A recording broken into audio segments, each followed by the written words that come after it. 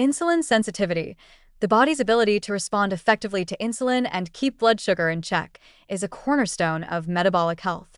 For years, improving it was tightly linked to one strategy: eating less. But new research is challenging that assumption. It turns out you don't necessarily have to cut calories to enhance insulin function. You might just need to change what you eat and when. Let's be clear, insulin resistance is not just a problem for people with diabetes or obesity. It often builds quietly over time, contributing to fatigue, brain fog, stubborn weight gain, and even accelerated aging. While weight loss can improve insulin sensitivity, it's not the only path, and for many people, it's not a realistic or sustainable one. More importantly, it may not be necessary at all. Studies now show that nutrient quality and meal timing can powerfully influence how your body processes glucose.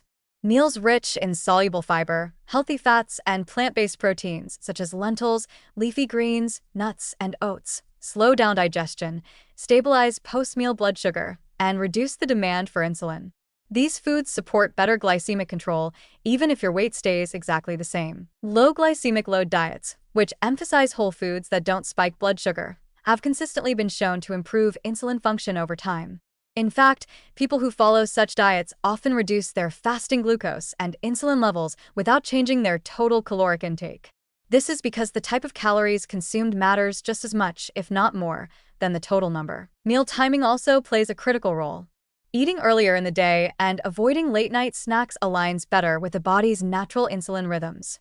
Research on time-restricted eating, where all meals are consumed within a fixed daily window, has shown improvements in insulin sensitivity even when no weight is lost.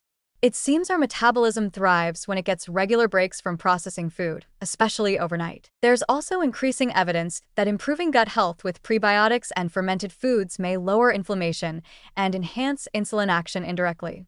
The gut-liver-pancreas axis is a complex but responsive network.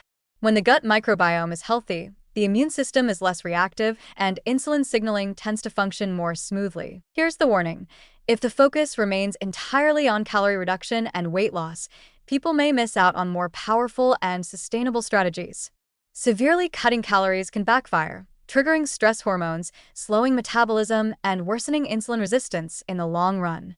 Worse still, it can lead to disordered eating patterns and burnout, especially when the results aren't immediate. On the other hand, small shifts in nutrient timing and quality can produce long-term metabolic benefits. A person might still weigh the same, but their insulin sensitivity can improve, lowering their risk for type 2 diabetes, cardiovascular disease, and even certain cancers. Their energy may rise. Cravings may diminish. Inflammation may fall, all without the stress of dieting. In short, the scale doesn't always reflect metabolic change. By focusing on smarter food choices and strategic eating patterns, not just eating less, you can support insulin sensitivity and reclaim control over your health. It's a quieter, subtler victory, but one that adds up to profound protection for the future.